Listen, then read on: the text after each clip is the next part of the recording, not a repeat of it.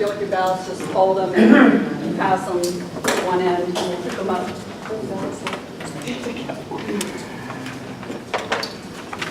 Thank all of you for coming tonight. Tonight's 5-minute segment, Something to Think About, involves a phrase that we have heard often in recent times after the Supreme Court ruling on marriage. Right after that ruling, we had legal scholars, so-called, coming out of the woodwork, and politicians, including many so-called conservative Republicans, who were quick to tell us that the Supreme Court had ruled and that that was the law of the land. Is it? I want to point out 2 facts and ask you 2 questions in this 5-minute period. First of all, the Constitution, and this is the first fact, the Constitution in Article 1, Section 1, the first thing it says about the federal government is this: all legislative powers granted herein shall be vested in a Congress, which shall consist of a Senate and the House of Representatives. Now notice that the first word in the body of the Constitution is the word all. Now for some people that seems to be complicated, so I'm going to break it down in a number term. The word all means 100%. So the Constitution says that all 100% of the lawmaking power of the federal government is vested in the Congress. Now a couple of more numbers. If 100% is vested in the Congress, then that also means that 0% of lawmaking power is vested in the President, and 0 power to make laws is vested in the Supreme Court. That's fact number 1.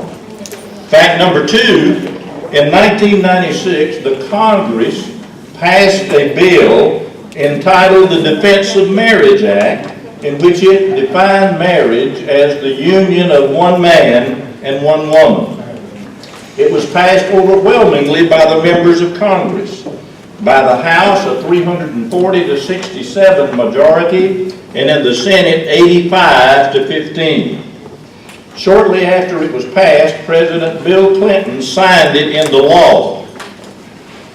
Once that was done, that bill became the law of the land according to the Constitution. Now, move forward in time a little bit to 2013. The Supreme Court reviewed that law and declared it to be unconstitutional. And so they struck it down.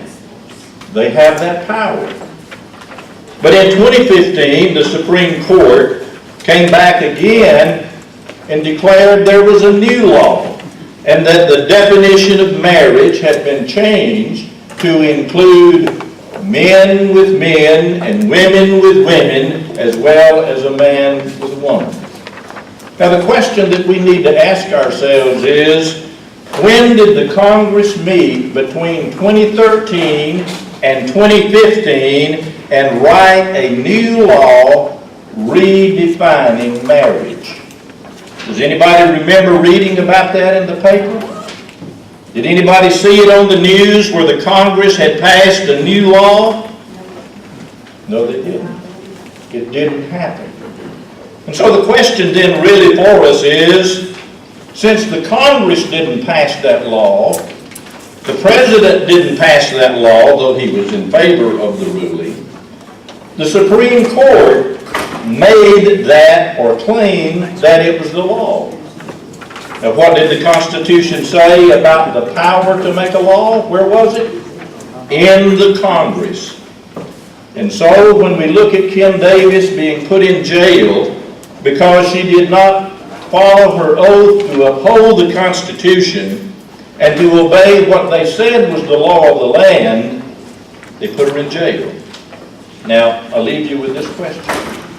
If only the Congress can make a law, and they didn't, wasn't Kim Davis the one who was upholding the Constitution of the United States, refusing to do something that was not the law of the land, but a ruling of judges? So, if the penalty for failing to keep one's oath was to put them in jail, Do you think we might have had the wrong people in jail? That's something to think about. Thank you.